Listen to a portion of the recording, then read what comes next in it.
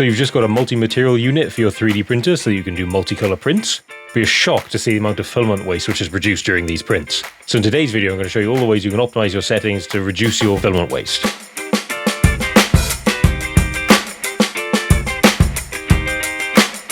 So you will need to be in your slicer for this. In my case, I'm using Bamboo Studio, but a lot of these settings will likely transfer over to whichever slicer you're using.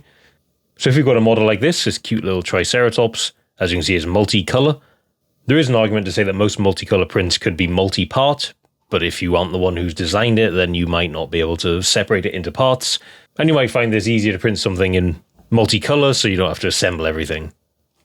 Anyway, if with default settings we slice this plate, what you see is the model itself only requires 13 grams of filament, but the purged filament is 65 grams, which is an insane amount, and in addition to the prime tower, which is 9 grams, the total waste is 86 grams, or only 13 grams of that is for the model itself. So we got to fix that, right?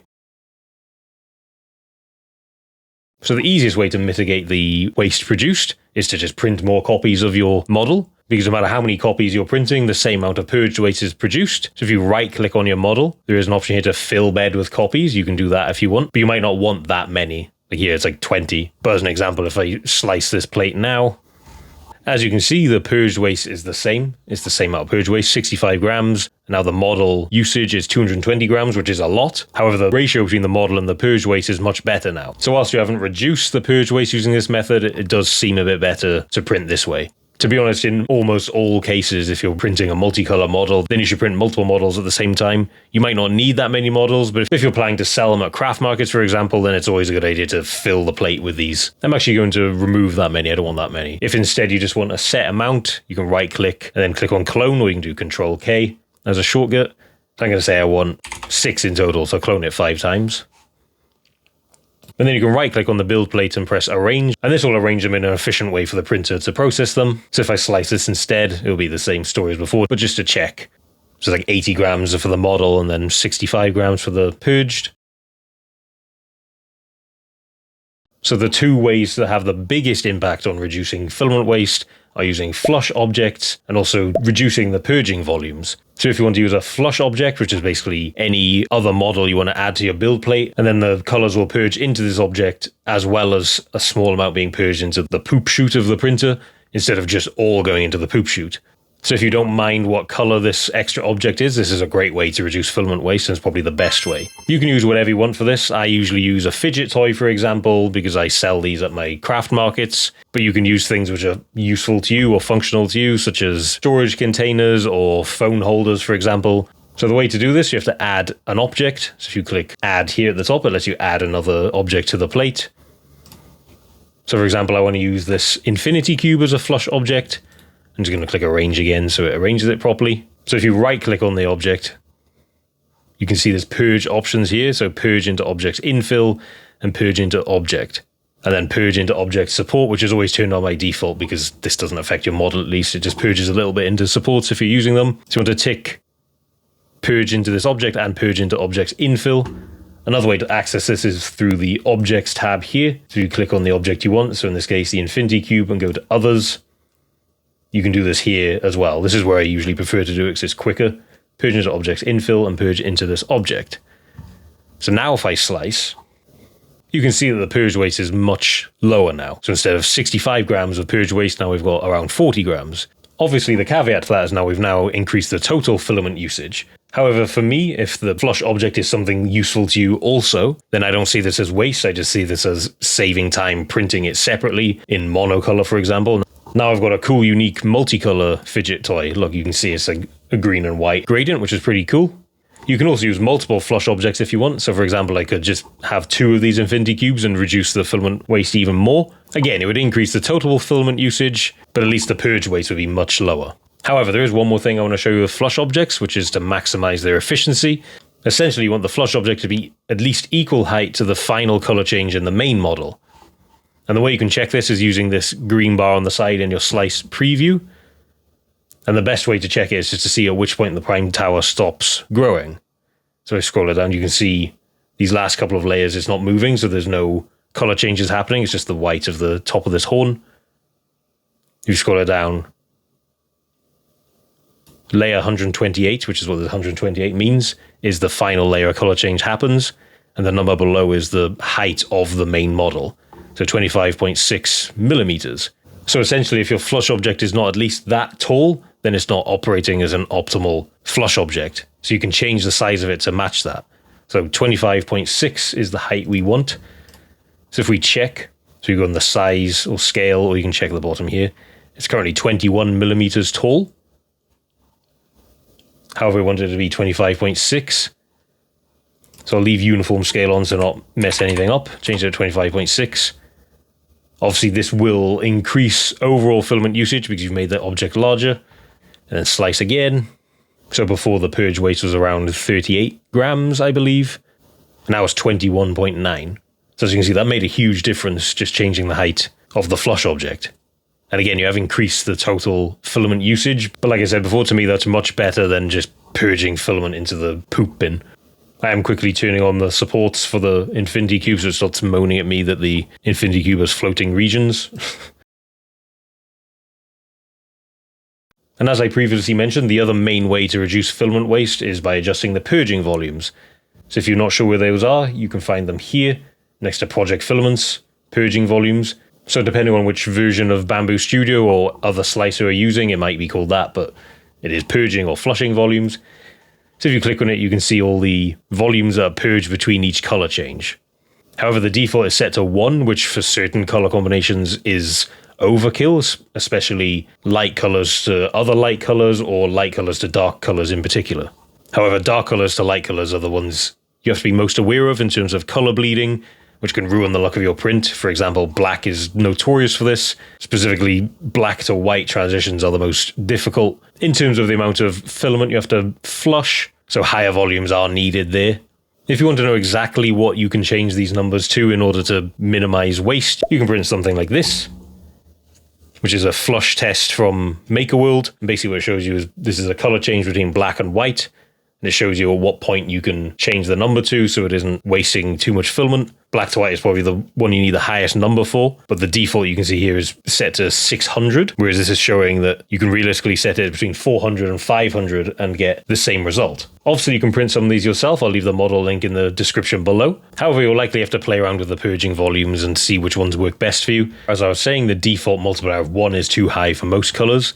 I found you can typically change it to 0.6 or 0.7 without too much color bleeding going on. But you can then manually change colors also. For example, the black to the other colors I'll probably change.